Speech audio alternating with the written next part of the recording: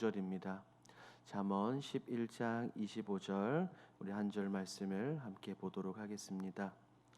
구약성경 잠언 11장 25절 우리 한 목소리로 함께 읽도록 하겠습니다. 구제를 좋아하는 자는 풍족하여질 것이요 남을 윤택하게 하는 자는 자기도 윤택하여지리라. 아멘. 오늘 본문은 지혜로운 사람과 어리석은 사람을 비교하는 내용입니다. 이 두 지혜로운 사람, 이 어리석은 사람을 비교할 수 있는 많은 부분들이 있겠지만 오늘 특별히 본문에서는 나눔과 구제에 대해서 이야기를 합니다.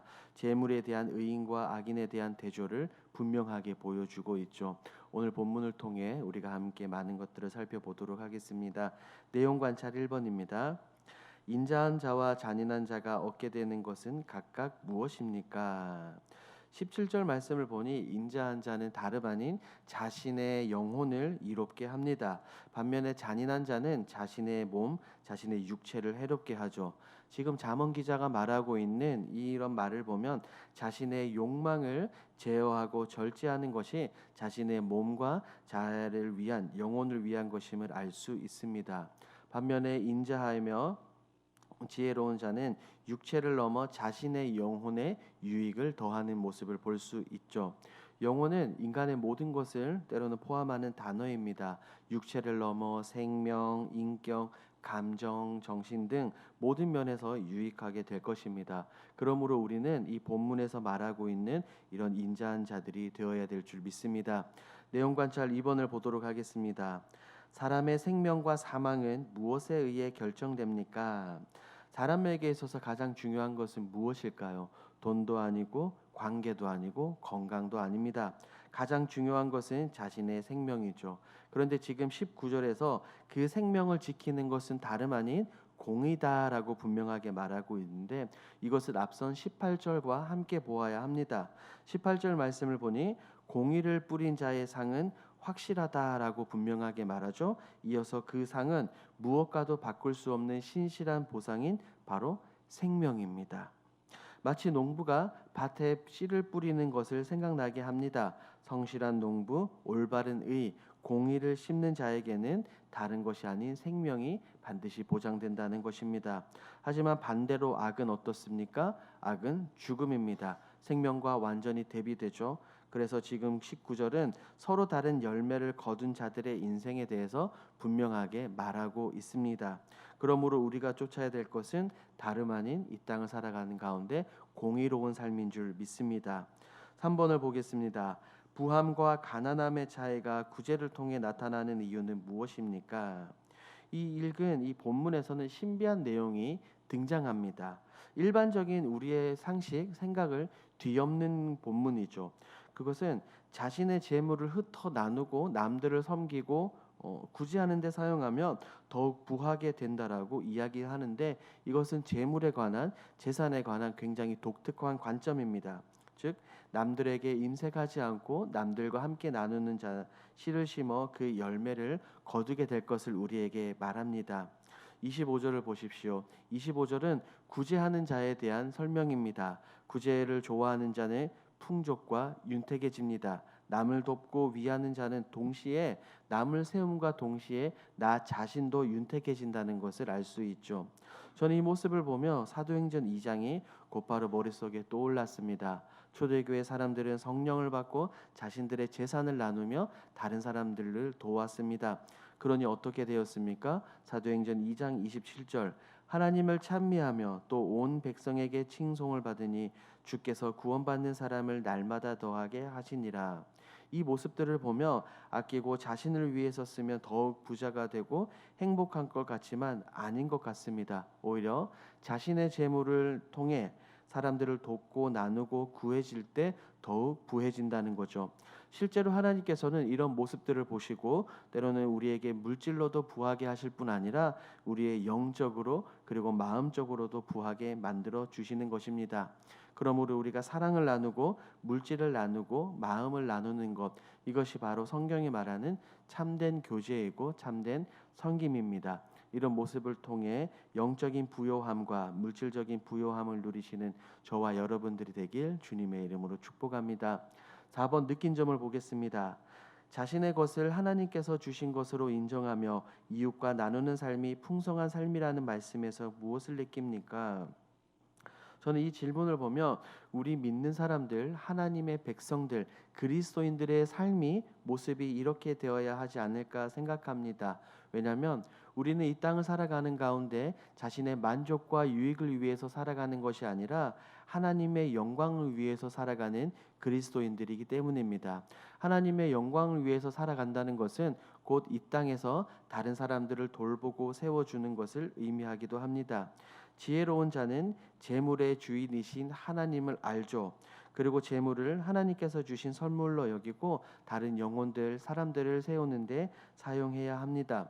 이런 지혜로운 사람, 본문에 나오는 지혜로운 사람은 하나님께서 원하시는 일이 무엇인지 알고 그대로 순종하며 살아갑니다. 생각해 보면 하나님께서 우리에게 많은 축복들을 주실 때 그냥 하늘에서 많은 것들을 그냥 툭 던져 주시는 것이 아니라 분명히 내 주위의 환경과 여건, 사람들을 사용하여 우리에게 많은 축복들을 허락해 주시는 모습들을 볼 수가 있습니다. 그러므로 우리는 사도행전에 나오는 이런 역사들을 기억하며 서로의 것을 나누고 참된 기쁨과 행복을 누려야 된다라고 저는 생각합니다. 이런 삶을 살아가시는 저와 여러분들이 되길 소망합니다. 5번입니다. 내가 누군가를 도와 더 큰 충족함을 경험한 적이 있다면 언제입니까? 저는 이 질문을 보고 곧장 열왕기상에 등장하는 엘리야와 사르밧 과부가 머릿속에 떠올랐습니다. 사르밧 과부는 너무나 가난했죠. 그녀에게 먹을 것이 없었습니다. 가루 한 움큼과 기름이 조금밖에 없었는데 그것으로 음식을 만들어 먹고 곧 죽으려고 했습니다. 하지만 엘리야가 나타나서 그 가난한 과부에게 작은 떡 한 덩이를 요구했습니다. 그녀는 엘리야의 요구에 거부하지 않고 그대로 떡 한 덩이를 만들어서 전달했습니다.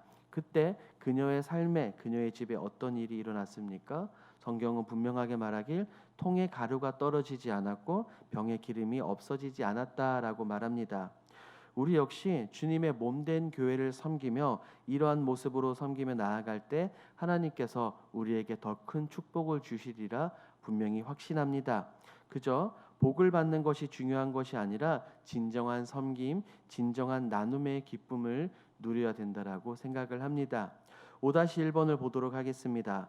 진정한 삶의 부요함을 누리기 위해 오늘 결단해야 할 것은 무엇입니까? 먼저 지금 이 순간 내가 누리고 있는 이 모든 것들은 내 것이 아닌 하나님의 것임을 기억해야 됩니다. 그리고 물론 나의 노력과 수고도 있지만 이 모든 것은 하나님께서 우리에게 허락해 주신 것입니다. 그리고 나의 것으로 나의 만족과 유익을 위해 사용하는 것이 아니라 우리는 하나님께 영광을 올려 드려야 함을 기억해야 합니다. 왜냐하면 우리는 이 땅을 살아가는 가운데 청지기적 사명을 가지고 있기 때문입니다.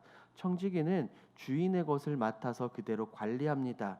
우리는 이런 모습입니다. 그래야 남을 잘 섬길 수 있고 더불어 물질의 노예가 되지 않는다는 거죠. 주님께 달려와 무릎을 꿇은 이 마가복음 10장의 한 청년을 기억해 보십시오. 이 청년은 어릴 적부터 이 교회 안에서 자라며 모든 율법들을 다 지키며 살아왔습니다. 그럴 때 주님께서는 그렇게 말씀하셨죠. 너가 너무나 잘했다. 그런데 마지막으로 내가 가진 물질을 팔아서 다른 사람들에게 나눠주고 나를 따르라고 했을 때 그 청년은 어떻게 반응했습니까? 근심하며 돌아갔습니다. 그 이후로 이 청년에 대해서 성경은 말하고 있지 않습니다. 우리가 분명하게 기억해야 될 것은 우리는 두 주인을 섬길 수 없습니다. 그러므로 내가 가진 물질들에서 자유롭기 위해서는 이 모든 것이 내 것이 아닌 하나님께로부터 나왔다는 이 청지기적 사명을 가져야 합니다. 이런 자유로움을 가져야 본문에 나오는 것처럼 남을 돕고 섬기고 구제할 수 있는 것입니다. 이런 믿음으로 나가시는 저와 여러분들이 되길 주님의 이름으로 축복합니다.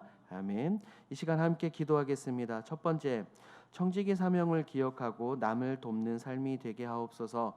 두 번째, 나눌수록 풍성해진다는 말씀의 역설을 기억하며 나누는 삶을 실천하게 하옵소서. 세 번째, 우리 길동교회가 하나님의 뜻을 온전히 이뤄가는 온전한 믿음의 공동체가 되게 하여 주시옵소서. 이와 같은 공동 기도 제목으로 기도하시고 여러분들이 가지고 오신 개인 기도 제목으로 자유롭게 기도하시다가 돌아가겠습니다. 우리 주여 힘차게 부르시고 기도합니다.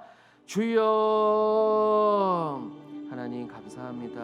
하나님 오늘 이 짧은 말씀을 통하여 하나님 내가 다른 사람들을 섬기고 하나님 베풀고 세워줘야 된다는 것을 깨닫게 해주시니 감사합니다.